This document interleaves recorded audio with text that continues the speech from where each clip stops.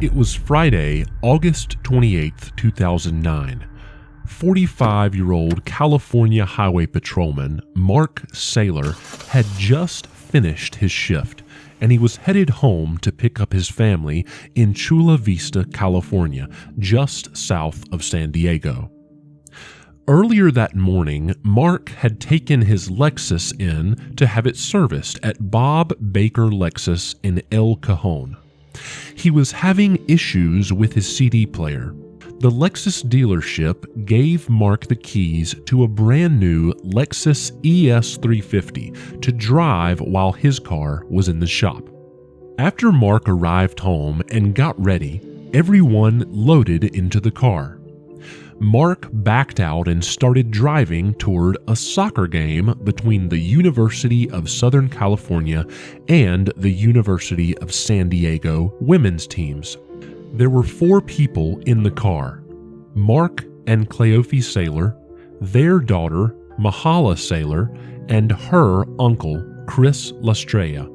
Everyone was excited to watch the soccer game, especially Mahala, as she was an aspiring soccer player herself as a forward for the Chula Vista Rangers soccer team. In only a few more days, 13-year-old Mahala would begin life as a high school freshman. Hi, I'm Hallow. Welcome to Freaky What. I really appreciate you watching, and if you enjoy this channel, I hope you'll subscribe and watch my other stories.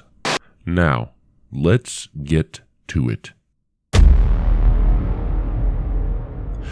3 days earlier, an upset 61-year-old Frank Bernard walks into Bob Baker Lexus in El Cajon. He approaches the receptionist, hands over car keys, and begins to explain a grave concern. He tells them that the car they just loaned him over the last 2 days has a major issue. His words are, "The gas pedal on the ES 350 was stuck in wide open position." Then he goes on to explain that he believes it was caused by the floor mat. He says that while merging onto Interstate 15 from the Poway Road on-ramp on the second day he had the car, he took his foot off the gas and it continued to accelerate. Once the car reached 85 miles per hour without him even touching the gas pedal, he pressed the brake hard and held it down until the car slowed down. He was able to merge onto the shoulder of the highway and immediately put the car in neutral, but the engine kept revving up to the full RPMs. He noticed that the mat was jamming down on the gas pedal, so he tugged on it until it was free. Immediately, the car ran normally. After voicing his concerns, the receptionist began processing the drop-off and didn't say much else. Frank begins feeling anxious and says to the receptionist, "You need to tell somebody." Unfortunately, in a later interview, he mentioned that it seemed like the receptionist didn't understand him or just plain out ignored him. Friday, August 28th, 2009, around 6:30 p.m. Drivers on Highway 125 see a vehicle racing past them like they're standing still, even though many are going around 70 miles per hour. Oddly enough, no police are following, so it doesn't seem to be a police chase. The car is controlled and seems to be moving smoothly around traffic, but going extremely fast. This vehicle is the loaner car, a Lexus ES 350 with Mark, Cleofe, Mahala, and Chris inside.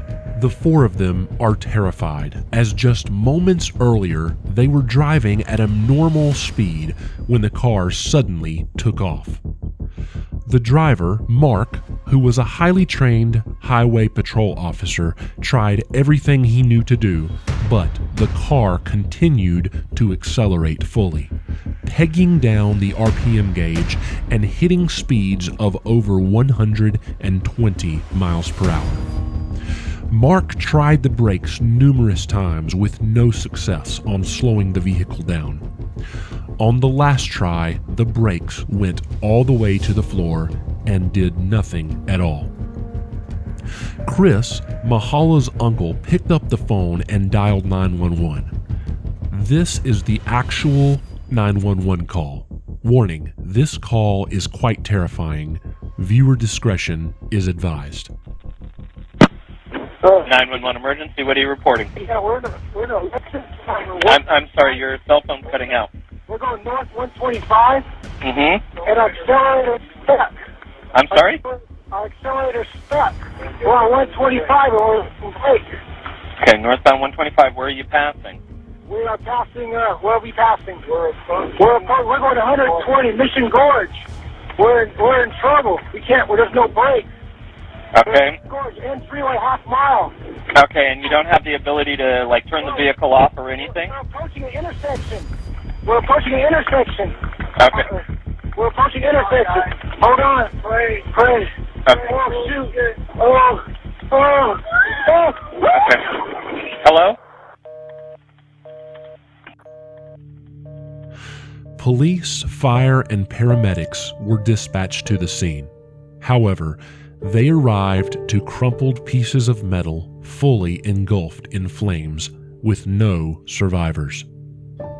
It appeared that at the last minute, as Mark approached the end of the highway and an intersection filled with cars, he made the hard decision to spare dozens of lives by going off the road into the only open area he could see, a dry riverbed.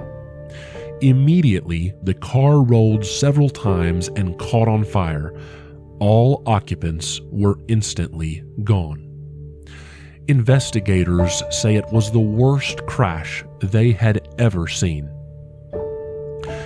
After several years of complaints, recalls, congressional committee hearings, and lawsuits, Toyota, the world's largest automaker, admitted that many complaints about sudden acceleration had been submitted over the years. The company recalled more than 8 million vehicles worldwide and paid $1.2 billion in a settlement for hiding facts and misleading the public during the recall involving unintended acceleration. Also, the family of the crash victims received a $10 million settlement for the trauma and hardship caused by the avoidable accident. Mark and his wife Cleofe Saylor were 45 years old. Mark was a veteran California Highway Patrol officer. Cleofe was a biochemist and a senior research associate at the genetics firm Ambrx in San Diego. They were married 14 years and were regulars in the Bonita Valley Community Church. Mahala was a wonderful soccer player who consistently tried to better herself.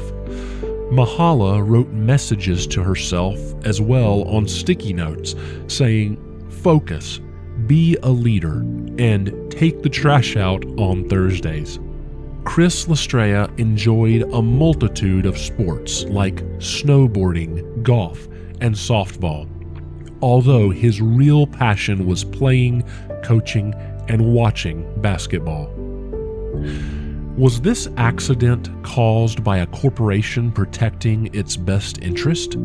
How many deaths are caused by greed? What do you think could have prevented this horrific and completely avoidable accident? I'd love to know your thoughts in the comments, and if you liked this video, hit the thumbs up. I'll see you next time.